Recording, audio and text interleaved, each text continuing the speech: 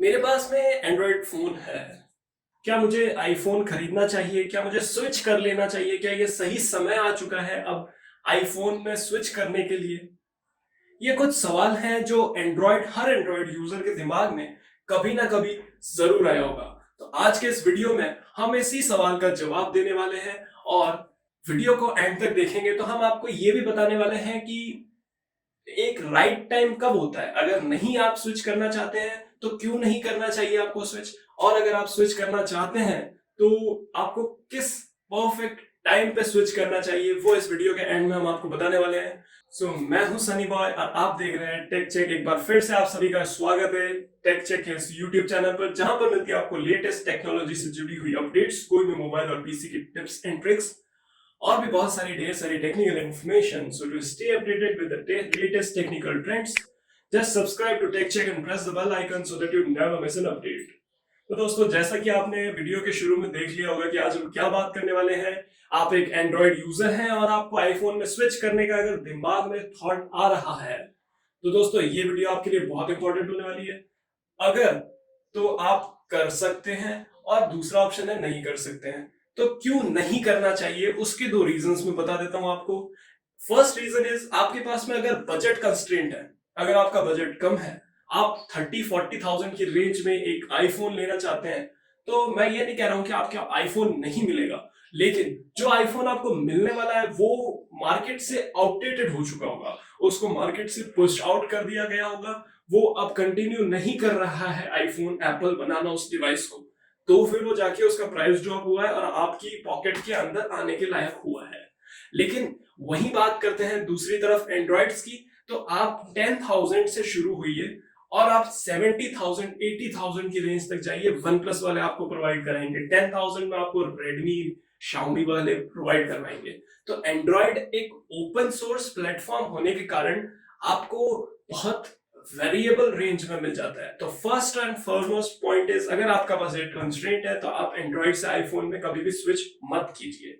दूसरा जो सबसे इंपॉर्टेंट पॉइंट है, बाकी आपको मैं एंड्रॉइड वर्सेस आईफोन का ये कोई कंपैरिजन वीडियो नहीं है, it is like comparing the oranges with apples, which I am not going to do. आपको ऐसे हजारों वीडियोस मिल जाएंगे जहां पे कंपेयर किया गया है, लेकिन मैं इस वीडियो में बताने चाह रहा हूं कि आपको कब करना चाहिए और क्यों नहीं करना चाहिए।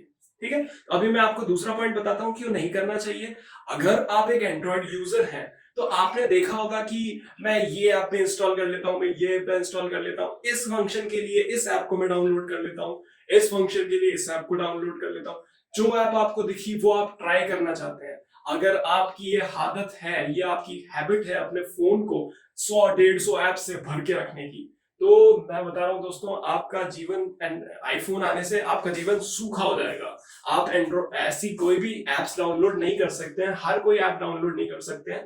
हालांकि जो प्रीमियम क्वालिटी की एप्स हैं, जैसे बहुत बड़ी बड़ी एप्लीकेशंस हैं, उनको डेवलपर्स प्रिफर करते हैं एप्पल पे पहले लॉन्च करने की। लेकिन अगर आपको ये छोटी मोटी एप्स की बात कर लें, जैसे इंस्टाग्राम से फोटोज कैसे डाउनलोड करनी है, आपको यूट्यूब से वीडियोस कैसे डाउनलोड करनी है, ट्यूब में डाउनलोड कर लिया, ये सारे ऑप्शंस आपको अवेलेबल नहीं होंगे एप्पल में। अगर होंगे तो भी वो ट्रस्टेड सोर्सेज से होंगे, और first of all security provide करवा रहा है एप्पल आपको, तो उसका चार्जेस ले रहे हैं वो। उसके बाद में एक प्रीमियम क्वालिटी के फोन्स बना रहे हैं जिसमें आपको सिक्योरिटी बहुत अच्छी गारंटी कर रहे हैं वो, तो उसी चीज का पैसा है। उसके बाद में एक बहुत बड़ा ब्रांड बन चुका है, तो फिर स्वाभाविक है आपसे मार्केटिंग का पैसा आपकी पॉकेट में से ही निकाला जाएगा।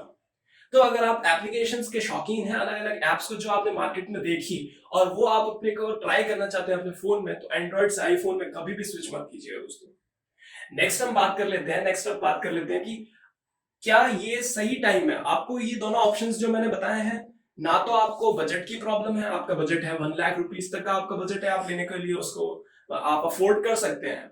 और दूसरी बात, अगर आपको ज्यादा ऐप ट्राई नहीं करनी होती है, जैसे कि मेरे को नहीं करनी होती है, हर कोई ऐप में तो मेरा मन नहीं चलता कि मैं ये डाउनलोड कर लूंगा वो डाउनलोड कर लूँ, क्योंकि मुझे पता है 97% एप्लीकेशंस जो जितने भी हैकर्स होते हैं, वो 97% हैकर्स एंड्रॉइड के फोन्स को टारगेट करते हैं, ना कि आईफोन्स को। इसके दो रीजंस हैं। एंड्रॉइड फोन्स आप 100 लोगों को बिठाइए, उनमें से शायद एक भी ना निकले जिसके पास आईफोन हो। सबके पास 100 के पास में एंड्रॉइड होना जरूरी हो सकता है। लेकिन ऐसा नहीं है कि आप 100 जने बिठाइए और उसमें से 50 के पास में आईफोन, ऐसा कभी नहीं होगा। ठीक है दोस्तों, रैंडमली उठाइए, यूं नहीं कि सारे एक्टर्स को बिठा लिया और आप देख रहे हैं। मेरी बात अगर आप गलत प्रूव करना चाहते हैं तो आप किसी भी पॉइंट पे कर सकते हैं, क्योंकि आई am not perfect eight anything. तो अगर आप ठान चुके हैं कि आपको एंड्रॉइड से आईफोन लेना ही लेना है, और अगर थोड़ा बहुत बजट कंस्ट्रेंट है, तो आपके दिमाग में क्वेश्चन आएगा कि कब, when is the right time to switch from an Android to an iPhone. तो राइट टाइम की अगर बात की जाए तो या तो आप जैसे ही लॉन्च हुआ है नया वाला पीस लेंगे और अपनी फ्रेंड्स में, अपने फैमिली सर्कल में अपनी इमेज बना लेंगे कि सो कॉल्ड रिच पर्सन है, सो कॉल्ड टेक जायंट है, इसके पास में लेटेस्ट आईफोन है। एक तो ये हो गया। दूसरा ऑप्शन ये है कि आपने अभी जो जस्ट पिछला वाला ऑप्शन था, पिछला वाला आईफोन जो इससे पिछला वाला था, जैसे आईफोन 12 आने वाला है तो आईफोन 11 और आईफोन XR, इनको हम ये नहीं कहेंगे कि ये टोटली आउटडेटेड हो चुके हैं। अगर आप आईफोन 6 या 5 अब लेने की सोच रहे हैं तो that's a flop idea.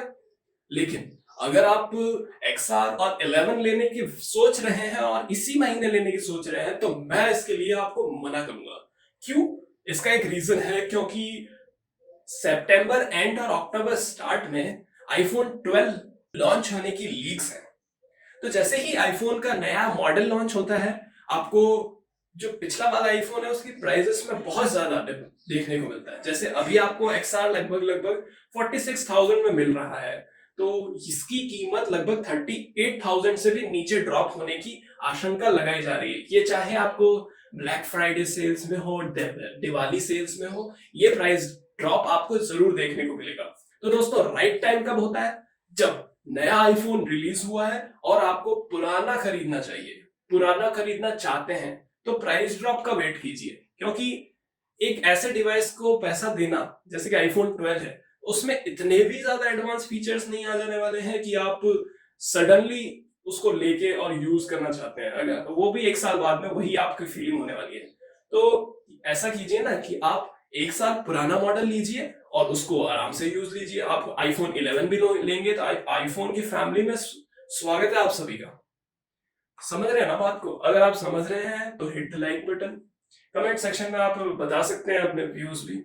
Video भी खत्म नहीं हुई है, 1-2 पॉइंट्स मुझे और बताने हैं।